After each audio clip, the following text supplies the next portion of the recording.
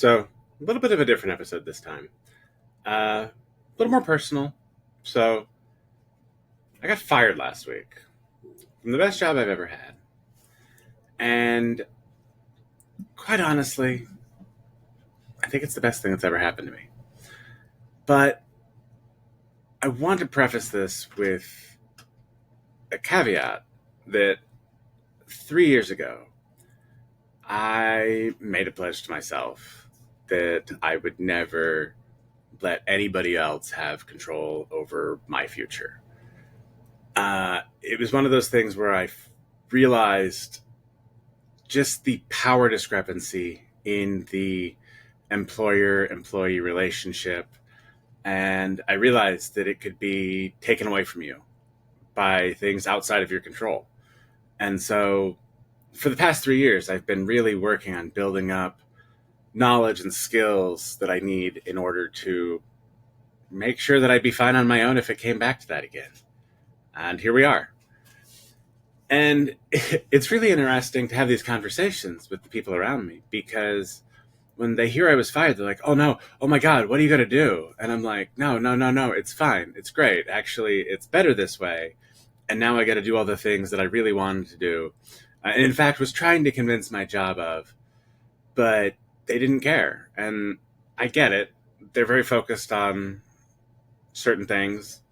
My whole thing was I believe that they should also focus over here, but that's on them. I wasn't in control, and that's okay.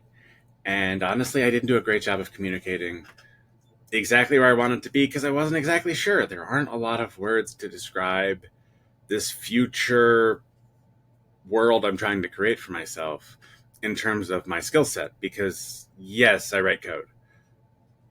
I also create videos. I also write. I do research. I do everything. And I like doing everything. And when you only want me to do one thing, I feel so limited that I start branching out into all sorts of other things. And unfortunately, that didn't work out. But it's okay. Honestly, I love the company. I love the people. And I get it. And it honestly is the best thing that has ever happened to me because now I really get to devote more time and more resources into projects like this YouTube channel and really help bring people around to seeing the future that I see and I want to create for the world because I have a very optimistic view of humanity. I see where it's possible for us to go. What we're going to see, though, is we're going to see a great revaluing of work and what's valuable. And it's all going to come down to knowing what's important. And I believe that pretty much every company out there doesn't understand what's actually important because they're all centered around this idea of money. And I think they've defined money wrong. So my goal is to prove that. And I want you to join me on that journey. I want this to be a collaborative exercise. I think one of the things we do incorrectly is we push research to the edges of society and horribly silo it. And so you've got these universities where they're doing this incredible research, but they're doing it behind closed doors. They're doing it, so far away from most of humanity that we don't get to see what's actually happening.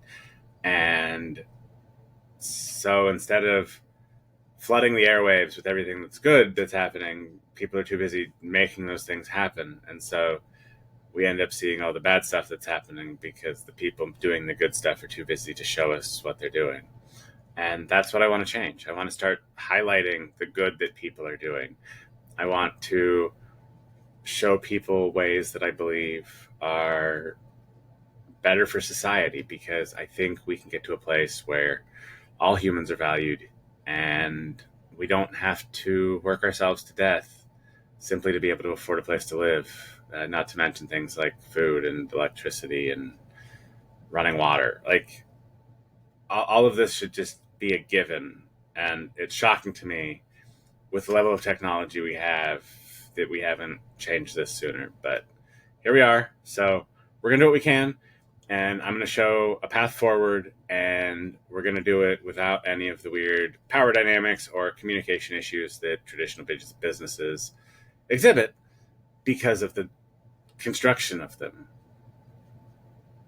I heard a great quote recently. The purpose of a system is what it does, right? And so if you say you have a system that does one thing, but it does another thing, then the purpose of the system is the thing that it actually does.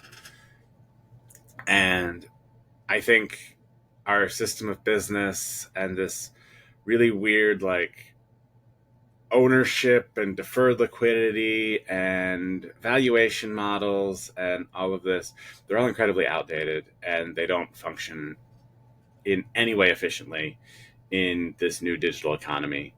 And so we can actually make a big shift to get it to function the way that it should,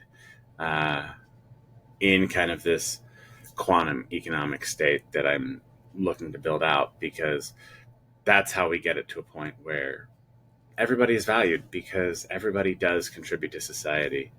And even if we don't see it, it's there. And we have to learn how to see the things that aren't there.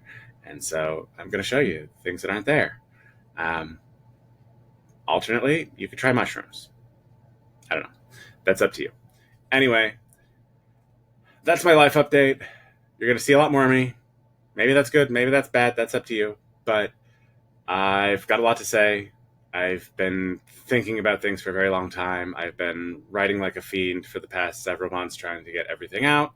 And now it's going to start making its way onto YouTube. So I hope you'll join me on this journey. A lot of cool shit coming down the pipeline, and I'd love to have you with me. Thanks for watching, and I'll see you next time.